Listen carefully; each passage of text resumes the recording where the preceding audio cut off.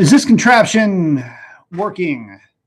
I think the answer to that is yes. What is happening, everybody?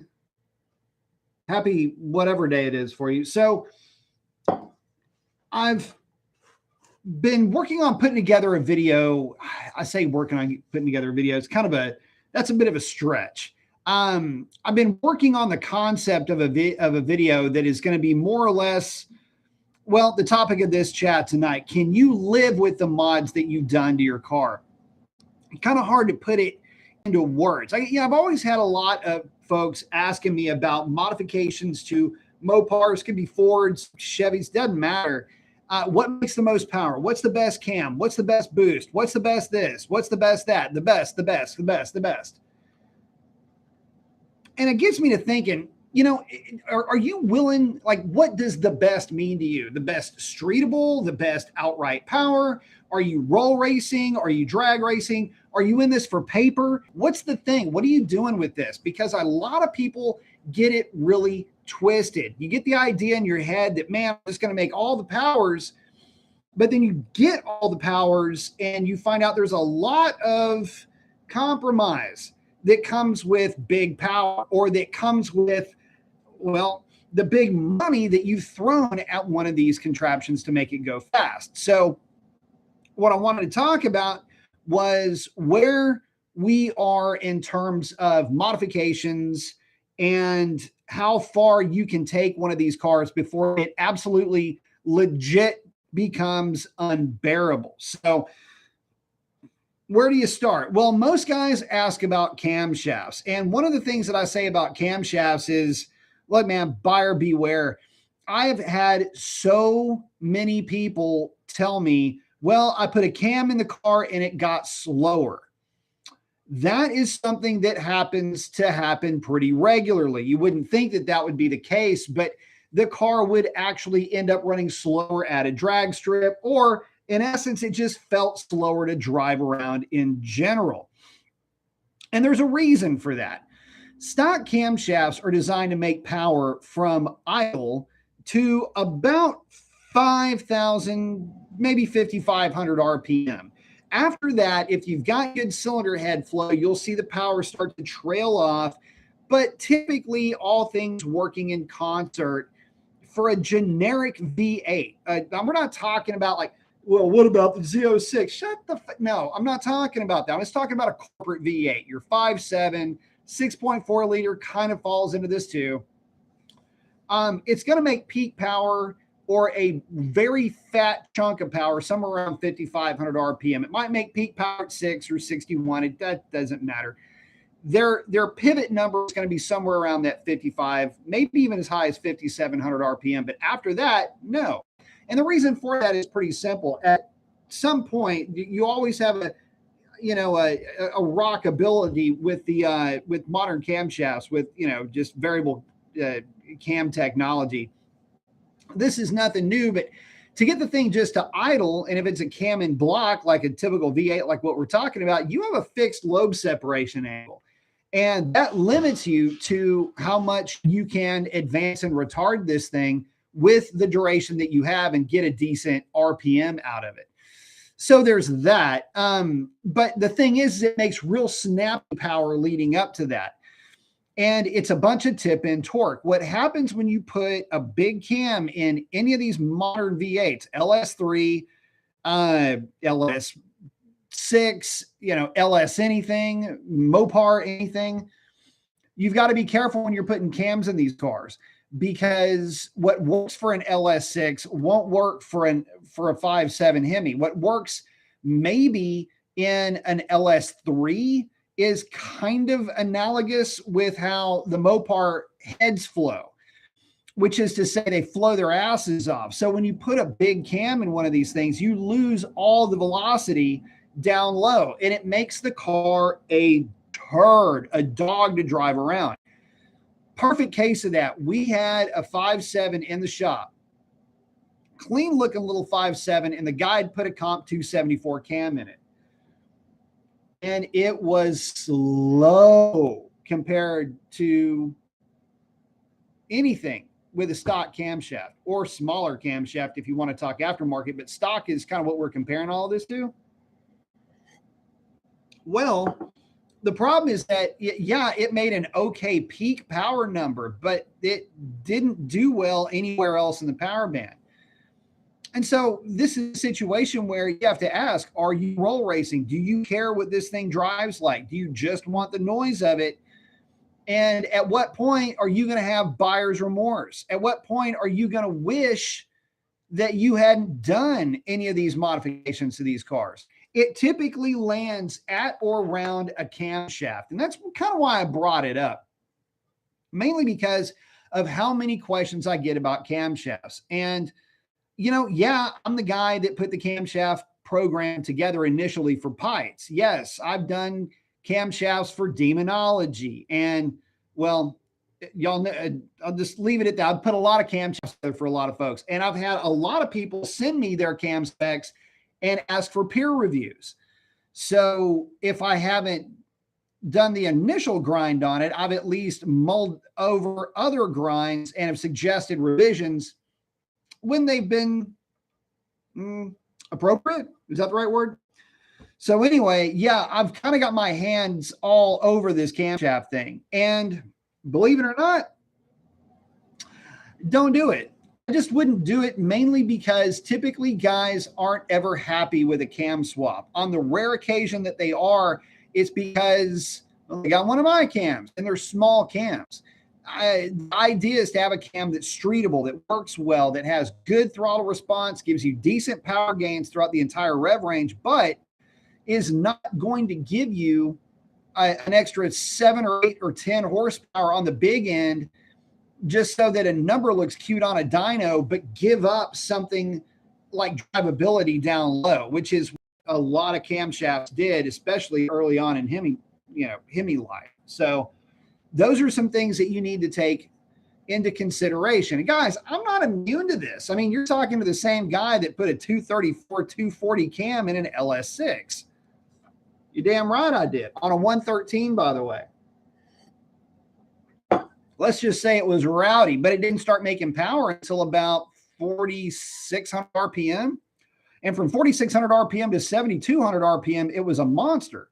But yeah, that's about the only place that it did make power. But on a roll race, it was phenomenal. So yeah, those are kind of the things that you are going to be up against if you're going to be putting cams together for these cars. Make sure that you are well aware of the compromises that you're just about to make. Now, I know what you're going to ask. What about 392 cam and a 5.7? Yeah, what about it? Yeah, you're going to have more duration. You have a wide lobe separation angle. You'll pick up some power, and it's a decent upgrade. It's not the best upgrade, but it's decent enough. And if you want to save money on a camshaft, why not?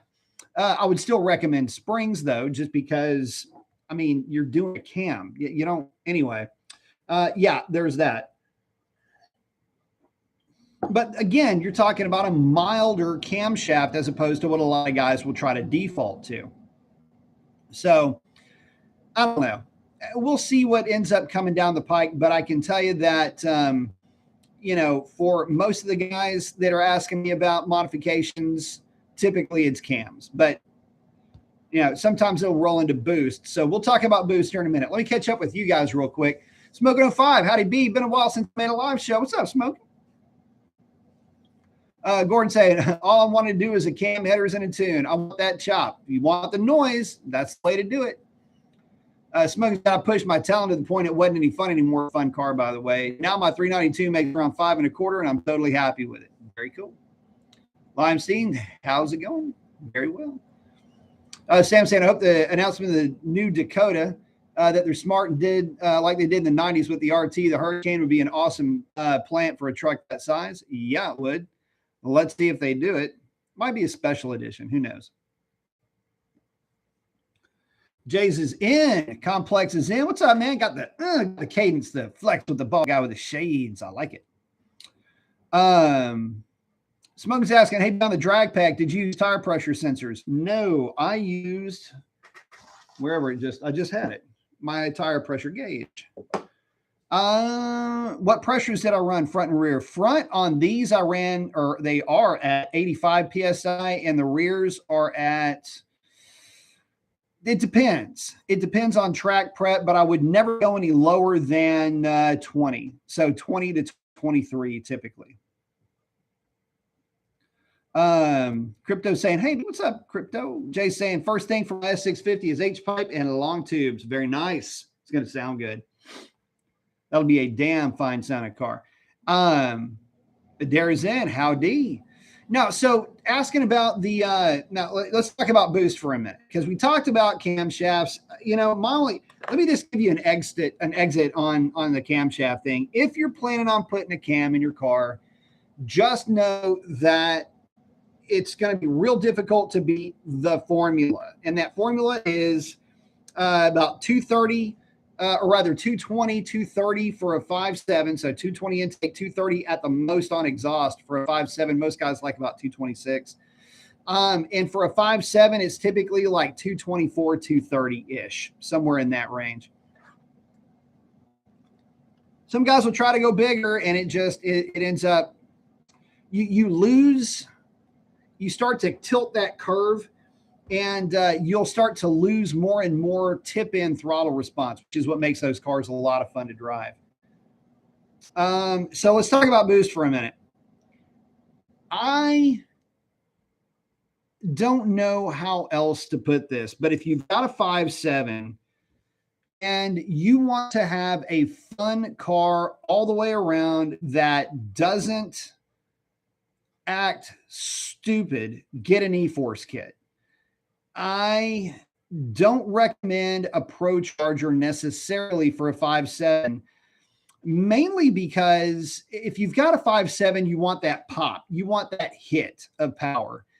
The cars that I've driven that were Pro Charged, one of the issues I've always had with the Pro Charged cars, not really with a 5.7, with a 6.4, is that because of the cam's lobe separation angle, the car wanted to try to rev to like 7,000 RPM realistically.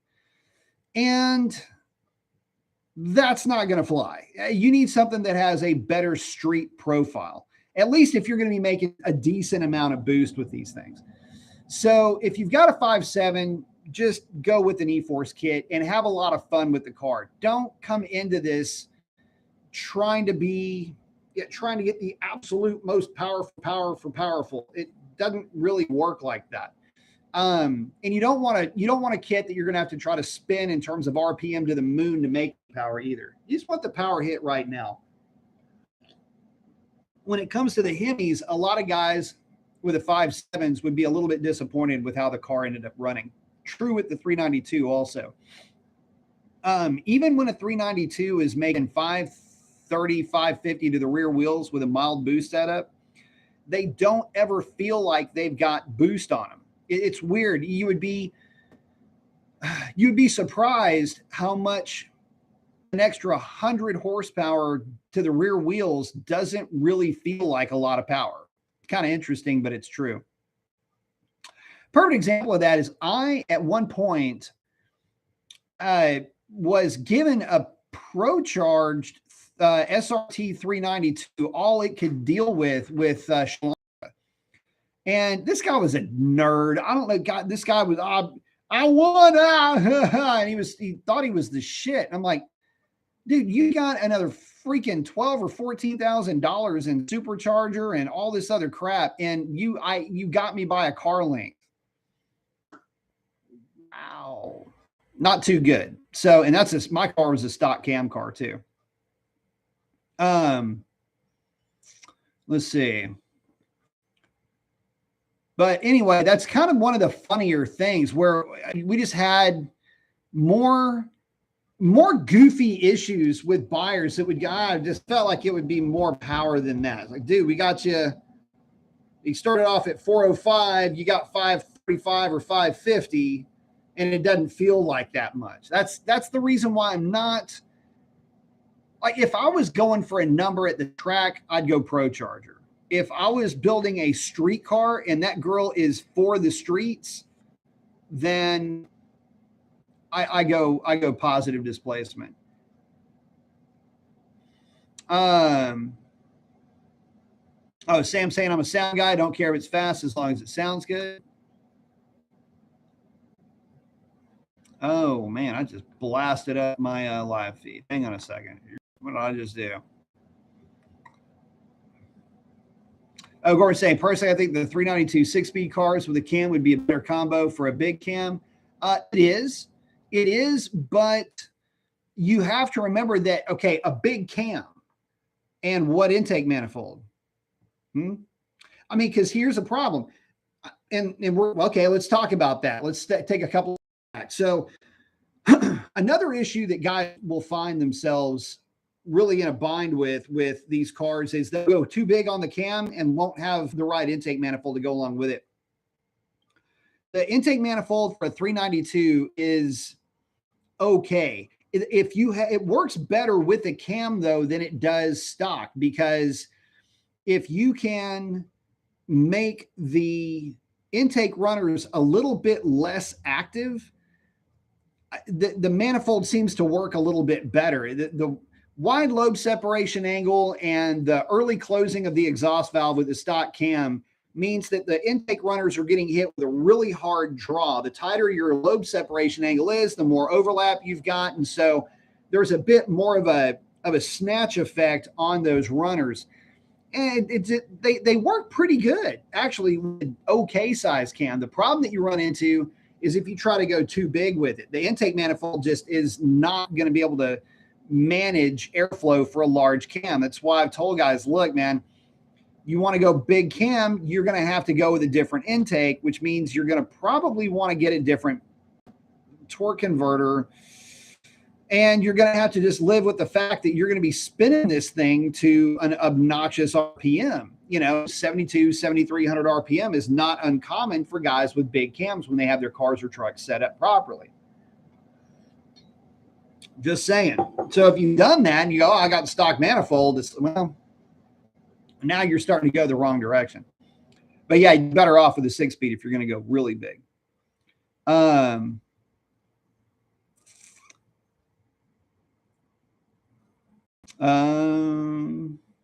Let's see. Hard Rock saying, good evening, everyone. Baselining here. What's up, man?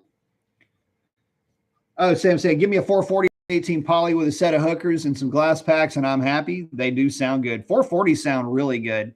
440 sound interesting because it's a fairly large displacement engine with horrible cylinder heads, but they're so horrible, they're great for being really good at making torque. Jay's asking, how much boost for the S650 Whipple for stock internal or piston swap? I don't know. Stock internal? What are they running with the FRP blowers? I mean, they've got the 800 horse kit for the S650. So what is it, like 10 pounds? You got to remember that it's not the pistons that are going to be the problem with that thing. There's going to be other issues with that engine. But I will tell you, the S650 with that 800 horse whip is a nasty combination.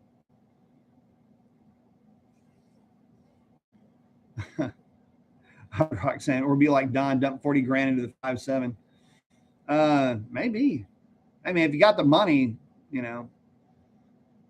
Hot Rod Shop's got to eat too.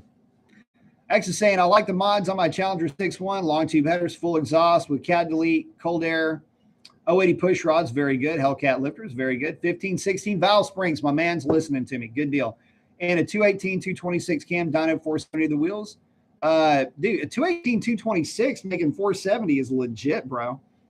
That is a baby cam, but I promise you it is snappy. That's a good little cam for that 6.1. Not a whole lot of horsepower on the big end, but a whole lot of average power throughout the entire curve. So I would say you're doing really well. And 470 stout for a 6.1 too, by the way. Don't think that it's not. But I know what you're talking about when you say not a lot. There's a lot of power into that curve, though. John's asking, would you get a new Camaro ZL1 over the new GT500? Depends. It depends because I can get the ZL1 with a 6-speed. But that GT500 is a menace. That's a good question. You know what? I would have to say that, God, for just being a car, the GT500 is so good. But I know too many people have had problems with them. ZL1. J650, no. And they were saying you definitely don't want to go too stupid on the cam, especially for a street car. Drag car go crazy, but you don't want to make sense on a car. Yeah, no, you don't want anything that's going to be stupid. Not on the street. That's something else. You think it's going to be cool? Wow, cam, chop, chop, chop, super chop, Choposaurus Rex, chop, shop, all that. I get it. It's neat in small doses, but it's like eating fudge. I mean, you're not going to eat a fudge sandwich. It's gross, right? So some things are cool in moderation, and that's one of them.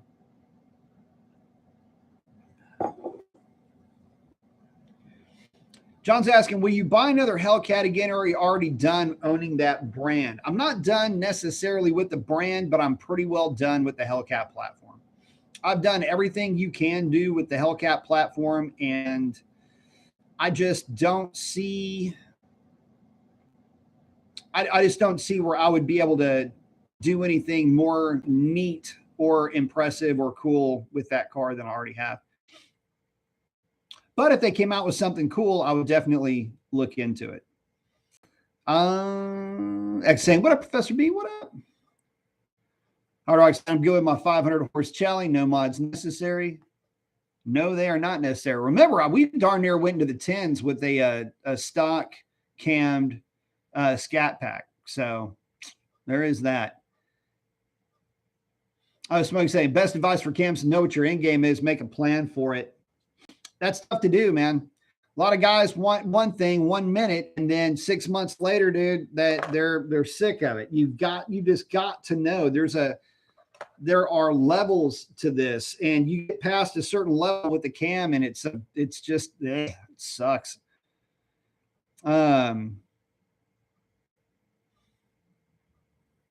Is the Scat Pack a monster or just powerful enough? Both. Hard Rock saying, I don't even use all of my Scat Pack power here. Yeah, true that. John saying, I would see the C8 Stingray, and the salesman said it was faster than a Hellcat Red because it weighs less. Is that true? A C8 Stingray? Shit, no. No, those cars, no, Well, I'm thinking of the C7. Sorry. C8, on the street, yeah, it would be faster than a red eye. And it's not necessarily because it weighs less. It's because the launch protocol is really good in that car. But as far as outright top speed, I'd probably give it to a red eye.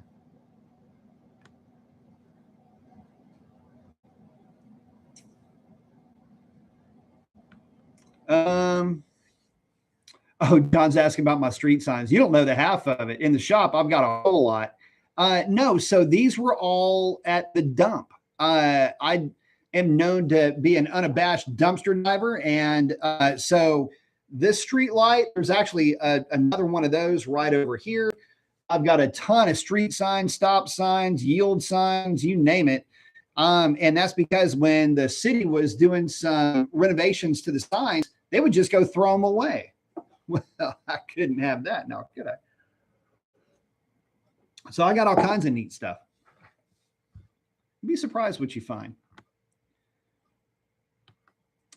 Oh, Jay said it handles 10-pound stock. That's real nice. Yeah, I mean, you know, the reason why the Mustangs can manage power better is because they're direct injected. And you have to remember, it's not all you're doing when you're dealing with boost is you're just managing what is now an elevated compression ratio and the knock threshold for the fuel that you're using. So, you know, with the right fuel and the right tuning and timing, you can get plenty of power out of any of those things. Hard Rock saying no, C8 isn't faster than a Kitty. Yeah, like I say, not from a top speed point of view, but from like a 0 to 60. Yeah, it'll red-eyed driver is just not going to be able to hook up where the C8 can actually hook and move. By the time the red eye gathers up its skirt, the C8 is going to be bored with the race. Skids is in. Good evening, brother. Good evening. Hey, update on the Z1, if you will. 250 miles first chain adjustment. The bike will absolutely do 130. I'd found that out tonight. No problem. And happy cruising speed is about 100-ish, between 90 and 110. And the latest suspension setup, which is the one that I did the video on, is what the bike seems to like the most. Oh, by the way, I did see the T-Bird today. I did get a chance to hear it with that Cat Delete pipe with the stock pipes, and holy shit, does it sound good. Oh my God. And I didn't even realize it was going to be done. I was going by there to drop off some Tribe shirts. So yes, looking forward to that. I cannot wait to get my Thunderbird back. That's a Triumph Thunderbird, not a Ford Thunderbird. My big Triumph, the big girl. Love that bike. Sounds flipping awesome. In fact, you can't, with it idling, you can't really tell. And then you just go whap, and it's just brop. It just sounds so good. Be even better once it gets tuned. But actually, it just needs to go through a bit of a learning process. It's a little bit rich right now.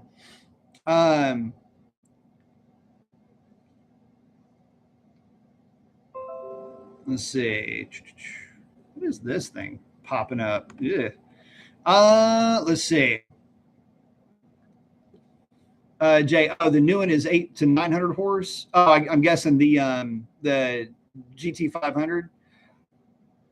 If it'll hook, that'd be a nasty car. They were having issues with the first run with transmissions. Oh, and they were saying Chrysler should really bring a big block for the trucks to go toe to toe with Godzilla. Well, Ford's not putting it in the F-150. You know, for any 3/4, there's going to be a corporate V8, I guess. And in this case, it looks like it might still be 6.4. Don't be surprised if you see the 400 horse Hurricane as a base engine. But there are guys that swear up and down by the 7.3. So according to one of the guys that I talked to that is kind of in the know when it comes to the 7.3, that is Ford's best engine that they have ever made. Johnson, you should get a driving school sign. If I could find one, I would. The new ZL1, well, so John, here's the thing. There are limits to, there are engineering limits. And this is one thing. Why haven't they made the new ZL1 faster? Who's they? The engineers, the bean counters, the shareholders, the EPA. All of these things come together. There's not like a brain trust that is keeping these cars down. But the main reason why is because that was an obsolete, it's a planned obsolescence is what they call that platform. And it was going to get exactly what it got. And that's it. She's done after this. So, I mean, you can take your pick as far as who's the one that's keeping that squash. But again, you've got to meet EPA regulations, and most of those cars they're paying fines on anyway. So, you know, most manufacturers, and here's the other thing, most manufacturers look at these boutique cars like a Hellcat or a ZL1 or something like that, and it's like, well, we have to make it. And so Ford is really good because Ford has a lot of enthusiasts working for it. And Ford, these guys are salivating. They'll figure out ways to hot rod something. You'd be surprised the hot rod tricks that you find in a Ford that you can't find in the other manufacturers. Dodge, the Dodge has all the best intentions, but they're held back by questionable build quality in many cases, or at least it's not even the build quality itself. It's manufacturers, part suppliers, lowest common denominator with those sometimes. So there's that. But anyway, but Chevy, you know, it sucks that we're not going to have a Camaro. That's all I can say when it comes to that.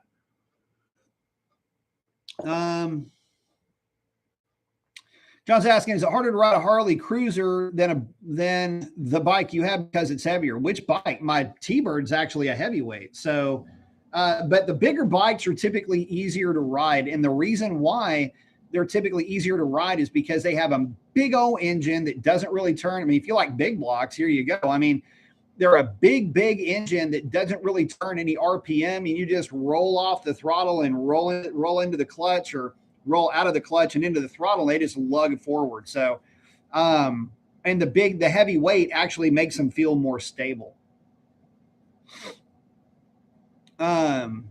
Skid saying a couple of vehicles that I'm considering at this point, Ram 1500 and F-150 sound familiar, my friend? Yep. And hey, dude, I want a shirt. Oh yeah, the tribe shirts for the motorcycle stuff. Yep. I've got some made. There's actually two different. You may know kind of an Easter egg where it says tribe. That really is about the same, but the newer design. This is the original design. The newer design, the coloring is flipped on the bike. So this is black, this is white, and then the coloring on the bars and all that is black. So.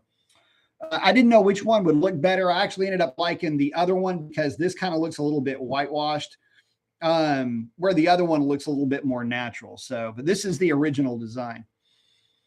Yeah, hit me up and I'll make sure I'll find a way to get you a shirt, man. John saying, so then no Hellcat variants can beat a C8 Stingray. What about the Demon? I mean, dude, really? Seriously? So then no Hellcat variant. Okay, what tire are you going to run it on? Well, you're talking about stock tires? I mean, this is where... So no, the Demons would not do any better. In fact, the Demon, if they're on a street tire, could potentially not be better, but be worse. So no, the Demon variants are meant to run at a drag strip with prepared surfaces and drag racing tires in a competition setting.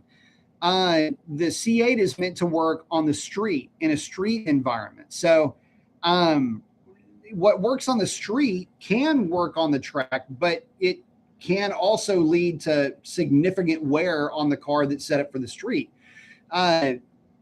You're typically going to have softer launch settings and things like that because you don't want to blow the tires off on the street. So again, tire for tire, no, they're not going to beat a car that makes the kind of power the way that the Dodges make power. And I've proven that over and over again. There hadn't been a C8 that lined up next to me that got even a sniff of me at whatsoever with Revlon. But on the street, it's a completely different ballgame. And on the street, you got to give it to the car that's really meant and designed for the street. John's asking, is the new 6.4 Chrysler 300C basically a luxury Charger Scat Pack? Absolutely not. It's still an LX platform, but no, that is a different car all the way around. It is a lot nicer car than a lot of people give it credit for.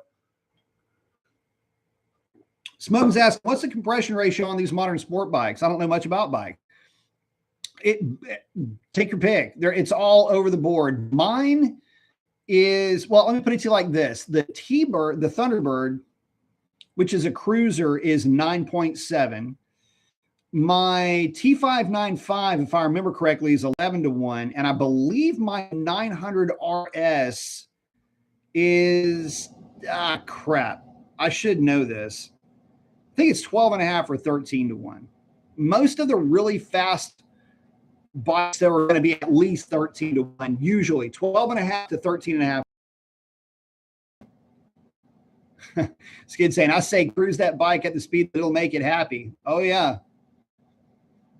It was windy tonight too, so I was getting buffeted around a little bit, and that bike is so good, man. I tried to weigh it. I tried taking it to the cat scales, and it wouldn't trip the sensor on the scale. So it's not 500 pounds, I can tell you that. But yeah, no, it wouldn't. I think it has to be a minimum of 1,000 pounds to trip the scale, and it wouldn't trip the scale even with me on the scale with the bike. But I mean, it's listed at 475 with fuel and oil ready to go, but there is no way that bike is that heavy. I just cannot. If it is, it carries its weight exceptionally well. Oh, Skid saying ZL1, the ZL1 faster, 650 horse on an alpha platform. It's a great platform, international platform. Oh, Smokey say, I wish Dodge could have stayed in standalone company. They've got to be profitable, and you've got to have multiple cars that sell to be profitable. And yeah, the Challenger and the Charger did well, but the whole grand scheme of things, I don't think they sold enough cars to be solvent. Sovereign's in. Got the cadence. I like it. Flex with the ball guy with the shades. Hard Rock's hanging out with Sovereign. Yeah, it's good. Yeah, Dodge is different than 15, 20 years ago. Back when they were actually making some cool stuff, for sure. Madera's not liking the Blazer. The Blazer's bad, dude. John's asking if I have a new car in mind or am I still waiting? Definitely still waiting, for sure. Sovereign. Yeah, so Paul and I talked quite a bit over the last couple of weeks. For you, those of you guys don't know, I mean, Racer X, you asked me about him. Yeah, I mean, him and I are actually good friends. So yeah, we talk real regularly, actually. No, I mean, I know for a fact that car will be able to do 890s. So I've had quite a few guys sending me time slips as they're getting these cars. A little bit tight-lipped when it comes to other people's stuff, especially when they're trying to get it sorted out. But the car, at least in terms of how she's showing mile an hour, will cover an 8-second quarter mile time. It's just going to need the right air. But I mean, if you're skeptical, if you think that it won't, it definitely will. Skid, no, it did. He does not have his 170 yet. A lot of people don't have their 170 yet. Matter of fact, there's a lot of the right people out there that don't have their 170 yet. So Racer X is one of them. Herman Demonology doesn't have his yet either. So, I mean, it's supposed to be in, but not yet. At least not that I'm aware of. Oh, Skids, the Ducati's 13.3. Yep. A lot of these new ones are all in that 13 range. John, what was the fastest car you've ever owned? Probably back when that Viper had the 2 kits of nitrous on it would have been the fastest. That was a mid to low 9-second car, and but it was really more for roll racing than anything else.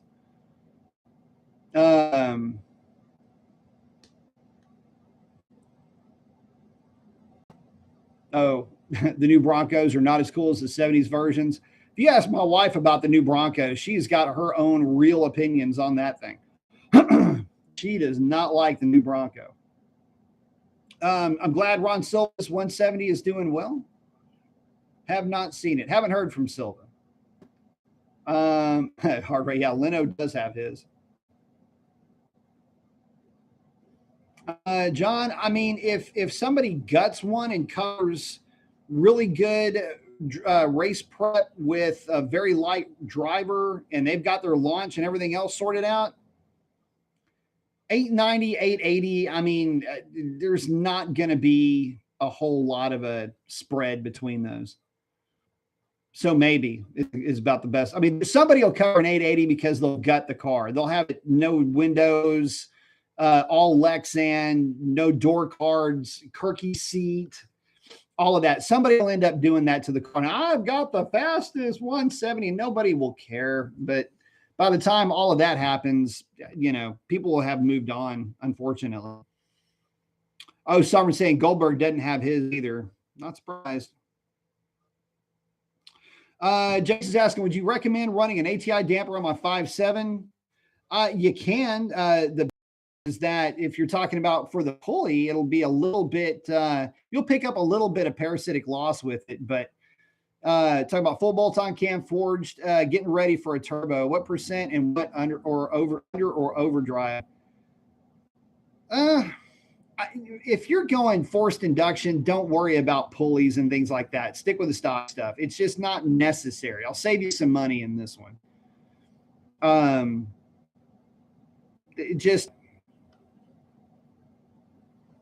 tell you what, if you're going to spool the thing up and run higher RPM, go with the max amount of underdrive that you can get, which I think is 15%.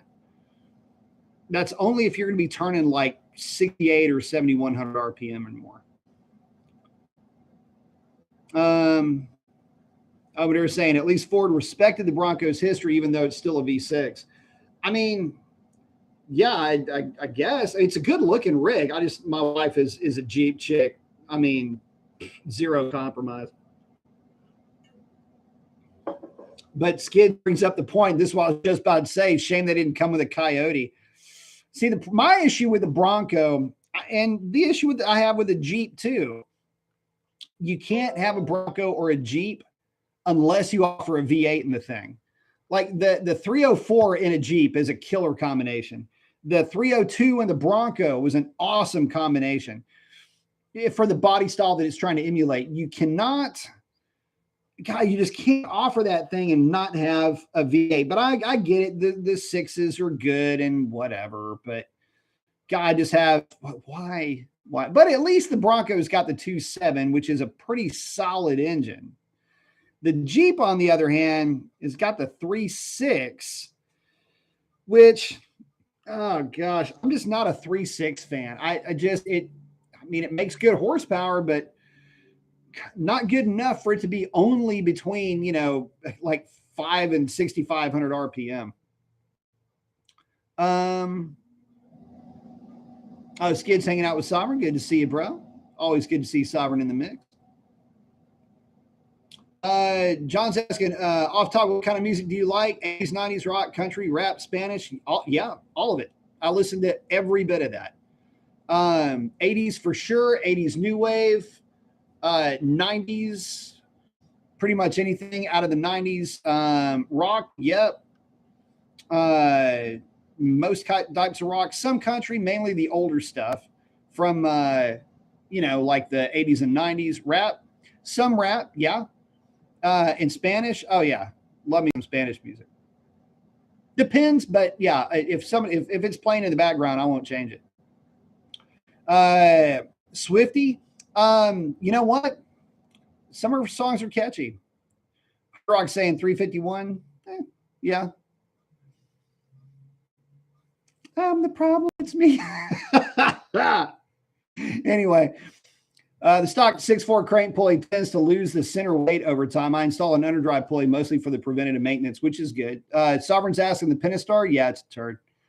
Hard Rock saying Pentastar is doggy. I just don't like it. My wife's 3.8 is way snappier than the 3.6, like by a magnitude of difference.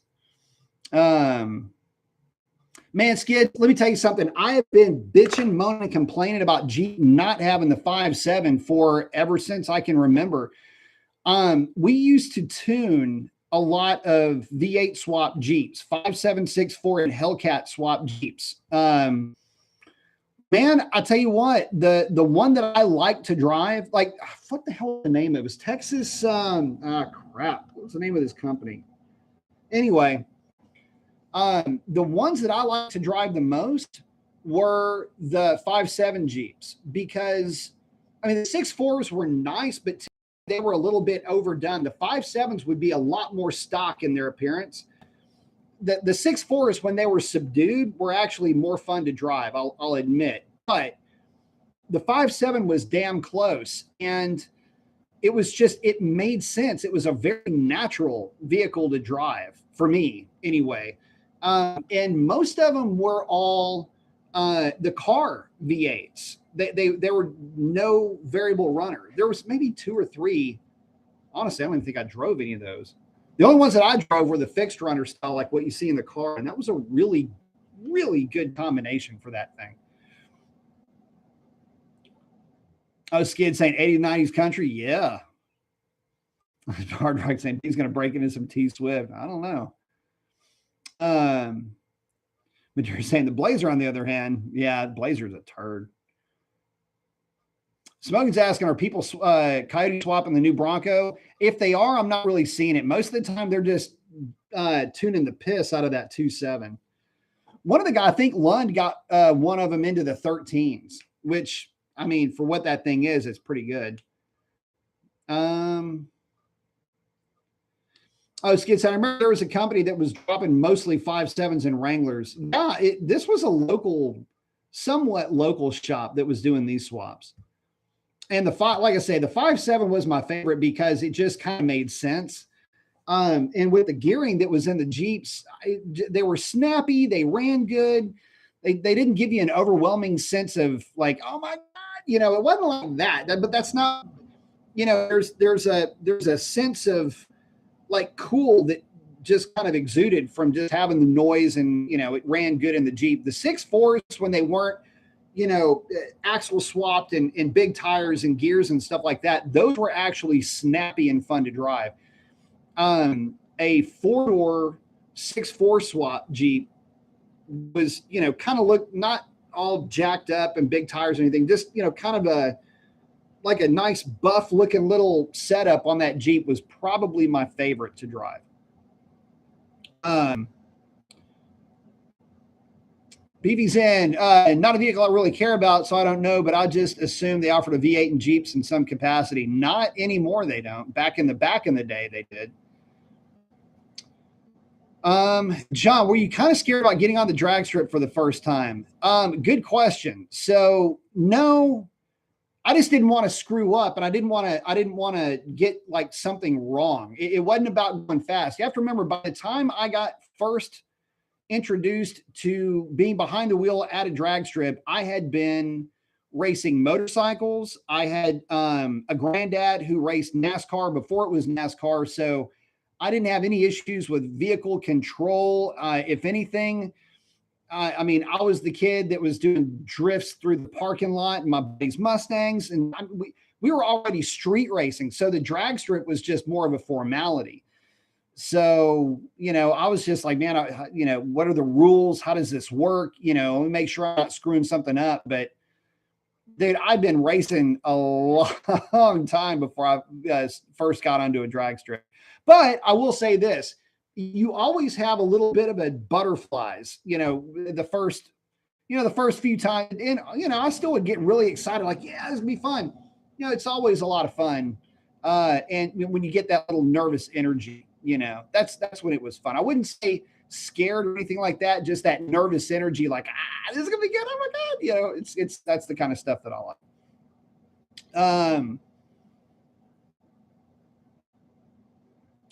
Smoking, first time on a drag strip can be intimidating. Just don't stage with the rear tires. True that. That's a good way to put it. It's a little bit intimidating. You got a lot of eyes on you when you're first doing that. It's kind of weird at first.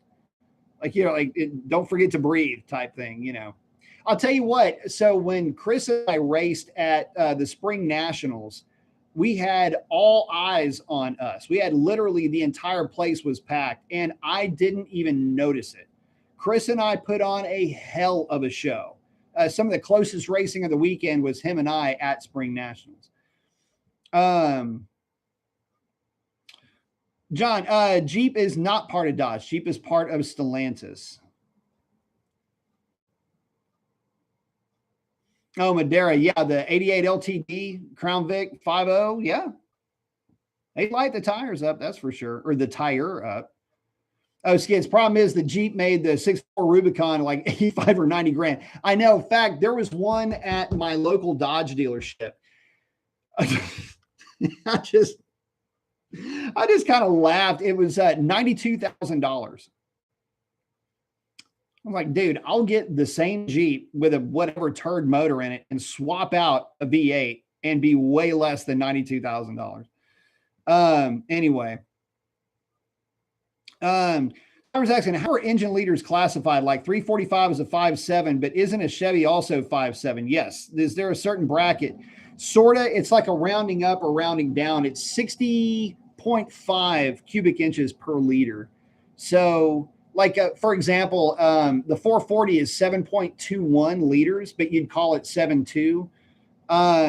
The 5.0 is actually 4.9, some smaller number, and it's rounded up to 5. The old one is just because it sounds better. So that's there's some playing around in there, but yeah, 345 to 350 is considered 5.7. 360 is considered 5.9, and 351 technically is 5.8. That's when you start to really whittle down numbers and you want to try to differentiate one for the next. Somebody said 392 Jeep for 45 would have been a 5.7 Jeep for 45 would have been really good.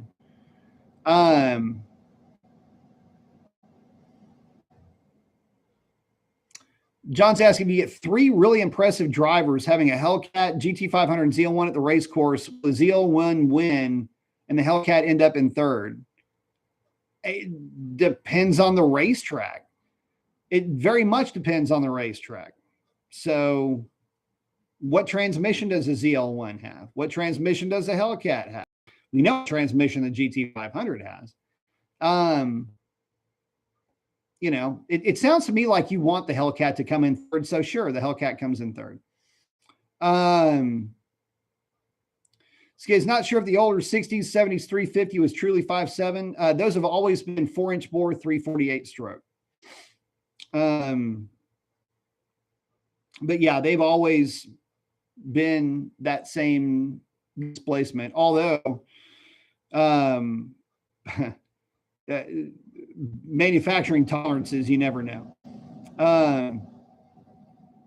No, John, Ram is only branded as Ram now. They broke apart. It's not, it's only Ram now.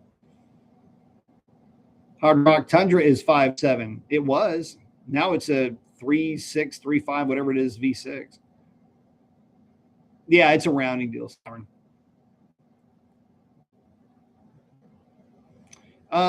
John, the reasons why are dual overhead cam, very good flowing heads, direct injection and port injection, extremely good intake manifold, unbelievably good engine management, and continuously infinitely variable camshaft. Kids, dude, math is hard. Math is hard. Math hurts everybody's brains. Hard Rock driver skills. Sovereign's asking, how does the Chevy 350 compare to the 345? It doesn't really. I mean, it's a V8. It's got 4-inch bores, roughly the same stroke, but the Hemi has got huge cylinder heads by comparison to the Chevy. The Chevy is just a lot easier to work on. It's a much more simple platform. A lot more universal application. The problem with the 345 is that it was never put into a performance vehicle. And I know they'll say, well, what about the Challenger and the Charger? Yeah, think of it like this. It is, but it's not. Here's what I want you to consider. The 345 makes roughly the same horsepower as the original 2000 Corvette Z06 5.7 LS6, which was 385 horse. The 345, the 5.7 Hemi makes 370 horse. It's splitting hairs, but it's pretty close. But there was never for the cars anyway, there was never a variable runner intake, higher compression, better manifolds, better exhaust, all that kind of stuff. There was never any of that applied to the 5.7. It was always just this corporate V8, which is a real shame. I always felt like the 5.7 never really got the shake that it deserved. And why they kept putting log manifolds on a 5.7, even in the truck, is beyond my understanding. But here we are. There's some things I felt like they could have done way better with that platform that they just did not do. And part of that was the camshaft.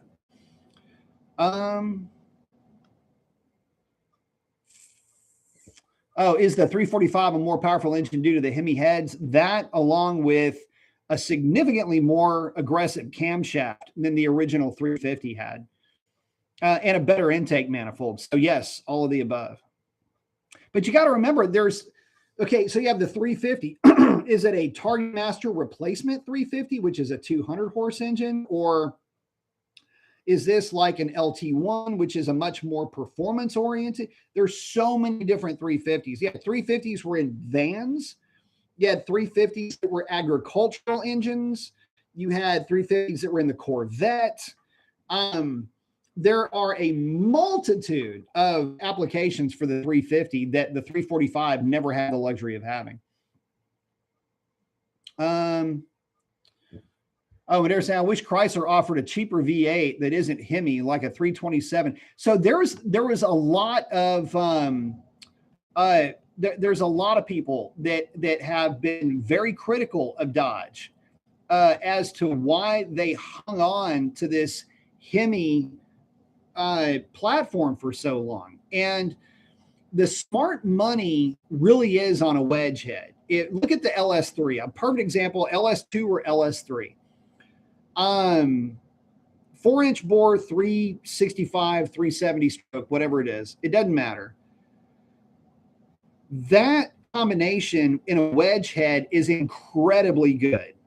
And it flows just as much as a Hemi. There's no reason anymore for that configuration to exist for a 2-valve. You're actually better off with a wedge head in a lot of different scenarios. That's why cost doesn't matter at this stage of the game when you're talking about this, the marginal utility here. In other words, the more you make, the cheaper it gets. You make enough Hemis, it doesn't matter. Well, there's a reason why no other manufacturer goes with that architecture. It's not very volumetrically efficient. It's not very thermodynamically efficient. And because of that, that's one of the reasons why the LS2, LS3 family is so freaking good. Another reason for it is they have great valve train geometry. The Hemi has really wonky valve train geometry. Oh, hang on.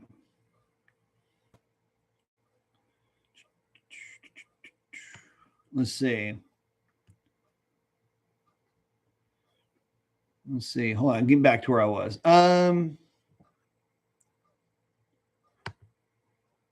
man, here we go again with this. Timeout, guys.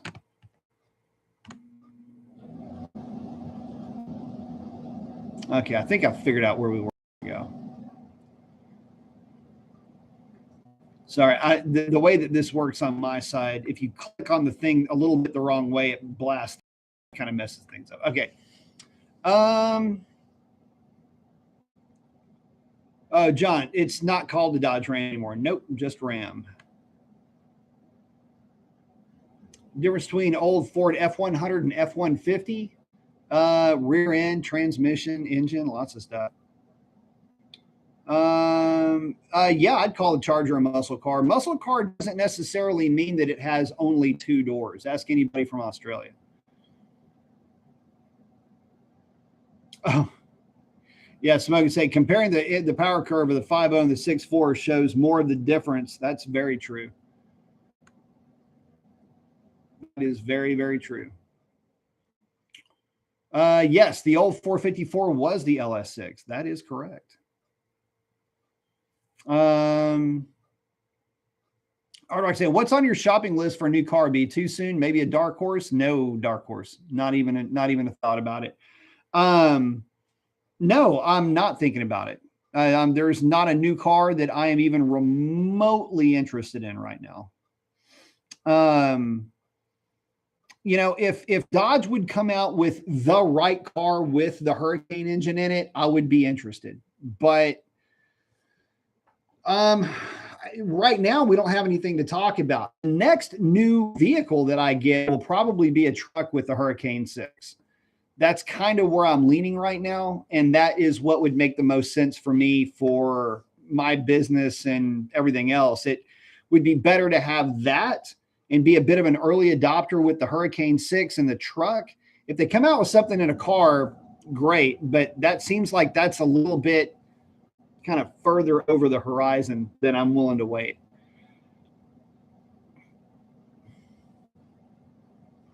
John, it would be hell raising. I'm not a big plum crazy guy.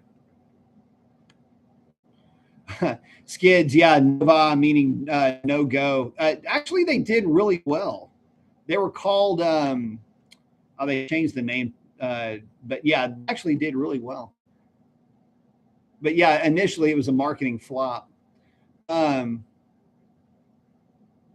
F.A. Green and Cinnamon Stick. John, no, I would not buy a used Ferrari or a Lambo.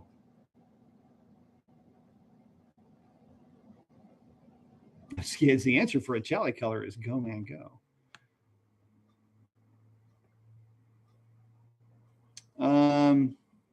Skids, BT. Eric Tate is in. Madeira saying the 426 wedge made less power than the 426 Hemi, but somehow made the same torque. That happens a lot. And keep in mind, the 426 wedge made the power better down low, but the 426 max wedge was actually, in many ways, more of a successful engine than the Hemi when you're talking about sanctioned drag racing. It had a really low, that and the 413, which came before it, had a really strong racing history leading into the 426 Hemi's debut. But you got to remember that that's early on. And like, that's like 1950s designed engines going into those cars. I mean, those engines were on the drawing board when, you know, the Christine of the car era was coming out. And those are all old DeSoto designs from the Gen 1. So, you know, the 426 was just basically a 426 wedge engine with a different set of heads.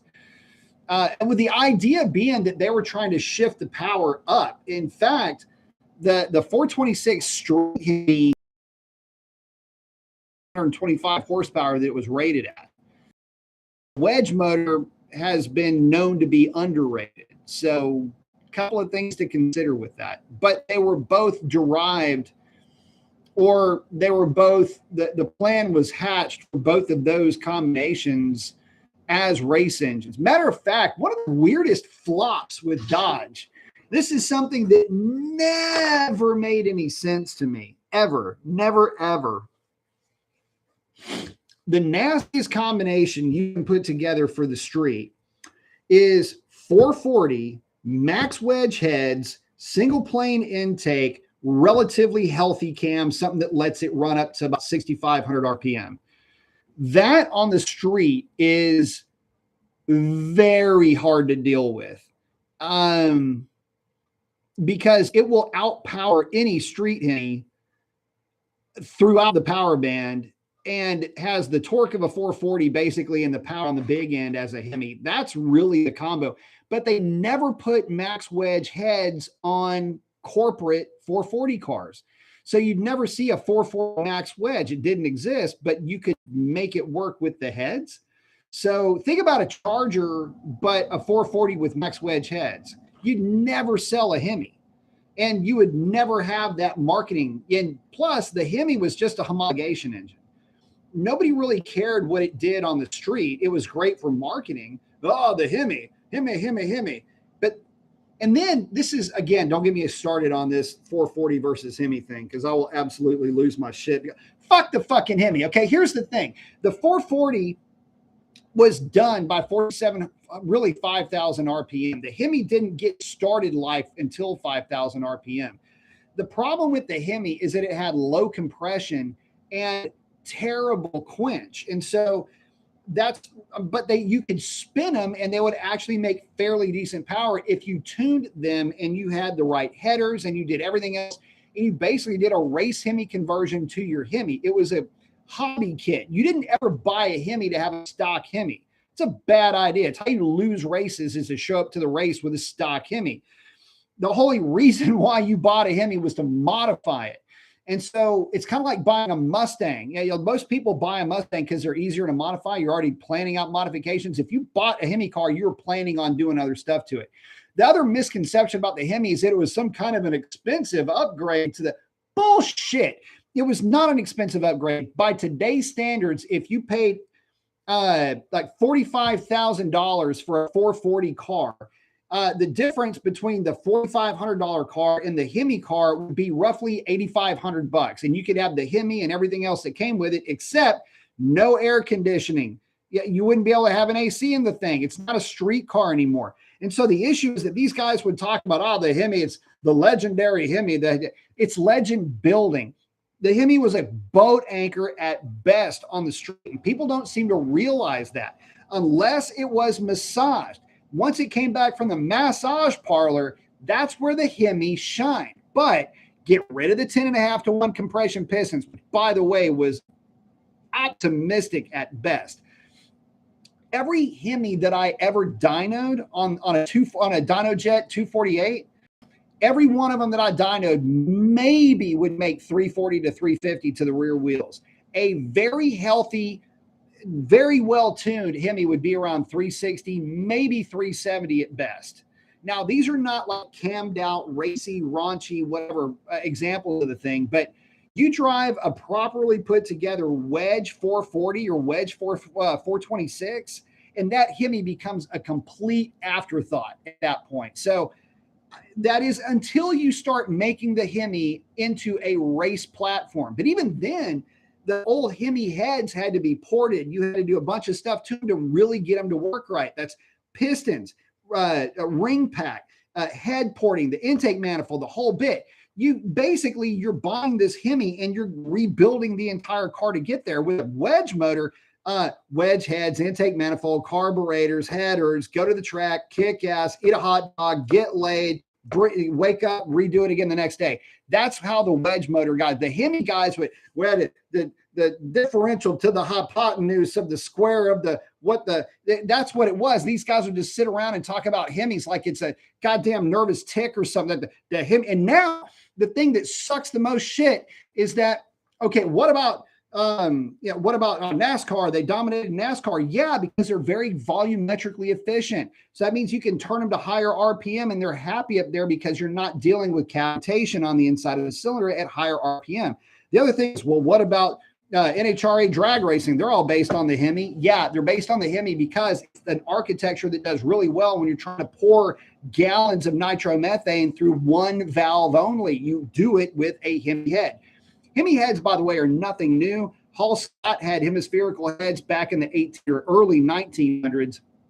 And the whole reason why they used them is because they were volumetrically efficient. When you try to get as much air into a space at a low RPM or a very long stroke with high draw, in other words, high initial hit on that valve, for lack of a better way of putting it, yes, you go with that valve arrangement. But the reality is that in practice, it's a dog of a motor, but it made really good power where it counts, and that's on a racetrack, provided, again, that it was prepped properly. So when you are putting all that together, this is what you end up with. You end up with, this legendary race engine that ended up being kind of a turd on the street. It's not that the Hemi wasn't expensive, and that's why it didn't sell well. It didn't sell well for the same reason that people don't buy shit sandwiches. Like, you could say, oh, the shit sandwich, that's a rarity. It's rare to see a shit sandwich. Man, that's a rare thing. Yeah, it's rare. Who wants a shit sandwich? It's kind of like the Hemi. It's one of those things where if you're into it, man, you're really into it. And you've got to know that you're going to have to add a whole lot of Cholula sauce and lettuce to that thing to make it taste right. So anyway, at least make it appetizing. Sorry, what were we talking about again? Oh, Sovereign. Wow, what did you think about that V8 Beetle kit video that I sent you? Yeah, pretty cool. There was guys that used to do a lot of Porsche swaps to those things back in the day. Eric's hanging out with Sovereign. That's a hot Beetle.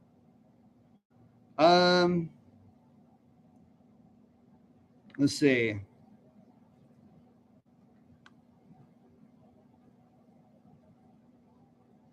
Bear with me here.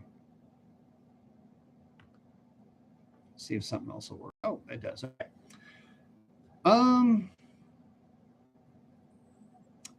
Skids. I'm thinking the same H6 Ram Crew 2-wheel drive. Would like the 3.5 drop and up the boost. Yeah. John, my favorite chips depends on my mood. It really does. But my initial knee-jerk reaction is going to be to the Frito. Madeira. Oh yeah, I think I've already answered that question about the stuff. And again, yeah, that 426 at 375 is shy. Which is also to say that the 440 at 375 was very optimistic.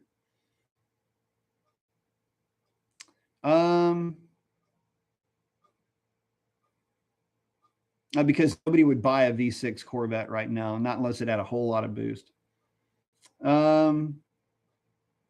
Skids, 64 Polaro with the max wedge. There was one of the guys that was big into Mopars that I would help him tune by running the dyno for him. Was 64 Polaro with a max wedge, and that thing was disturbingly fast.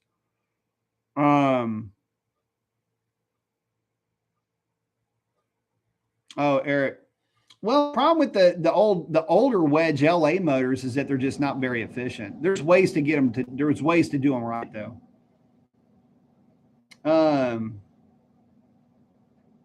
No, a subscriber did not buy my Hellcat. Smoking is out. See, buddy. Yeah, the 318, the 5.2. Well, so funny you should mention that, Eric, about, I don't know, back in 2017, there was a lot of talk about Dodge when the Hemi was known to be going away back then. They were talking about a 5.2 variant to be released that would be a 4-valve. It was a 5.2 and or 5.5. Yeah, I don't think that'd be a good idea, John.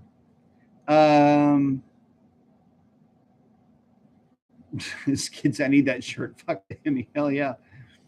I don't know. My experience with the Hemi just was not. It did not fall in agreement with all the hype, unless the guy put a lot of time, effort, money into making it fast. And even then, it was just a pain in the butt, man. I mean, everybody with a max wedge was always doing really well. A lot of the max wedge stuff was around at the flywheel between 6 and 650 to the flywheel, and the Hemis just never really. I mean, you could get them there, but nobody really wanted to take them that far. The other thing is that they were obnoxiously expensive. You know, it was just crazy. It just none of it made any sense. Those guys were anti-Hemi, by the way. Somebody would roll up there with a Hemi and they're, ooh. But there are also a couple of them that had Hemis too. Someone saying Dodge 440 all the way. Yeah, listen, if you ever drive a properly set up 440, it'll change your idea as far as what snappy is. Eric's saying facts. Yeah, the 440 is a lot of fun to drive. Very, very snappy car.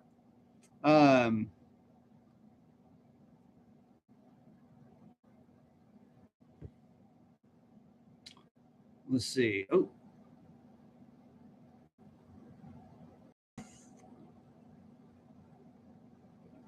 Hard Rock. Yeah, newer Hemis are the way to go, especially the 392. 392 is an awesome engine. It's awesome because it's got a lot of quench, decent compression, good flame front flow. There's a lot of good things about the 392. There's a lot to like about the 392.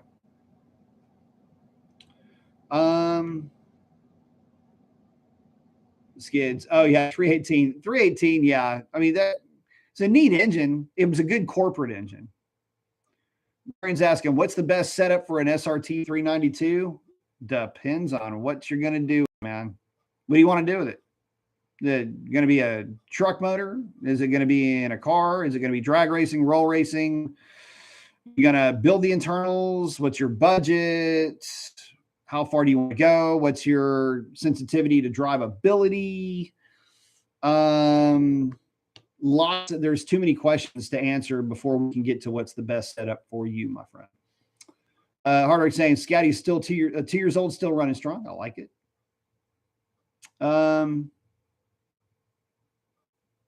Though the Gen 2 Hemi wasn't a good street engine compared to the Gen 1 392 or any of the Gen 3s. No, it was not. Wasn't at all. Not to mention heavy, big and heavy. Sovereign's liking the 392 over the Hellcat. 392 is tough to beat on the street, guys. I mean, let's face it. I mean, if you're not out there roll racing, it's a really hard engine to beat. And the only problem with it up against the 5.0 is the fact that the car that it's in is just heavier. It's a bigger car. And there's something else too, man. A lot of people get wrapped up in comparing the Challenger to the Mustang. Why? Because it's a front engine, rear drive, two-door car? Okay, I guess. But have you seen, like, you can't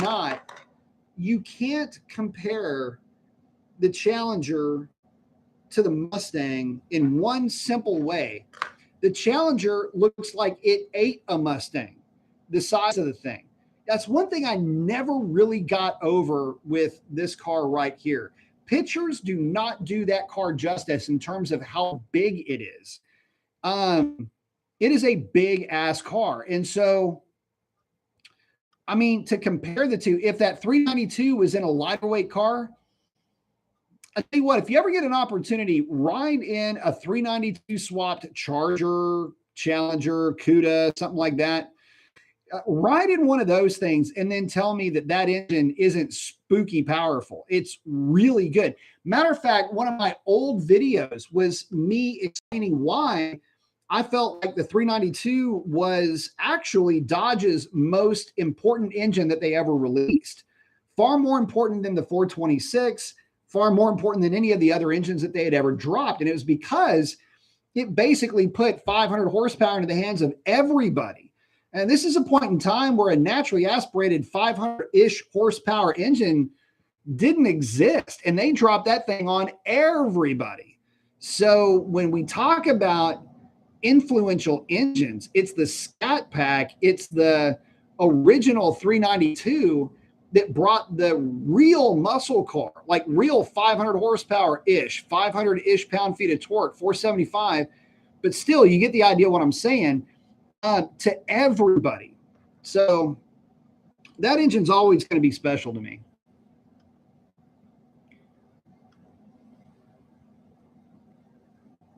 Well, I'm saying the whole Hemi thing got me laughing so hard. I think I peed a little bit. Awesome. I love it.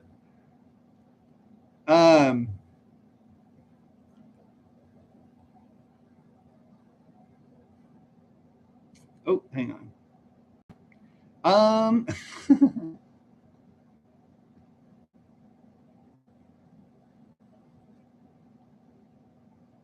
Let's see.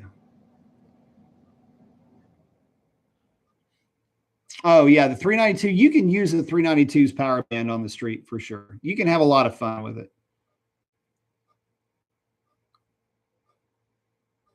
Eric, you know what the problem, Eric? They can get that kind of power out of an inline six. And the big deal is that, I mean, you know, you're not going to get that kind of power number out of a naturally aspirated engine unless it's dual overhead cam and it's rubbing up to about 9,000 RPM.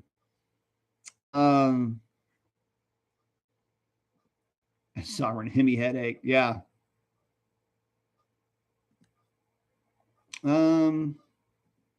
Let's see.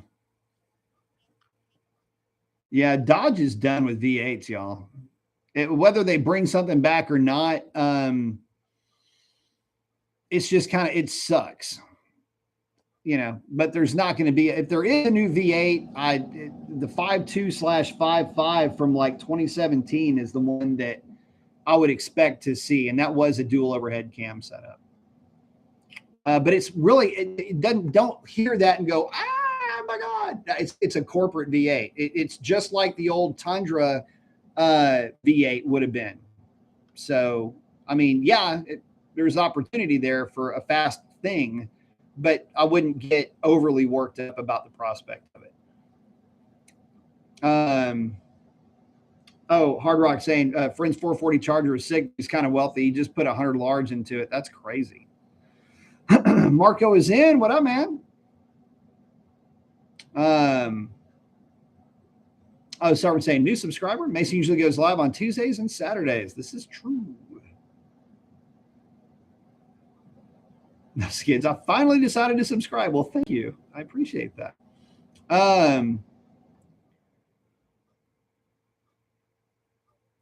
Hard Rock, I've been a regular here for 3 years. Very good. Thank you. Yes, you have. Very, very loyal fan.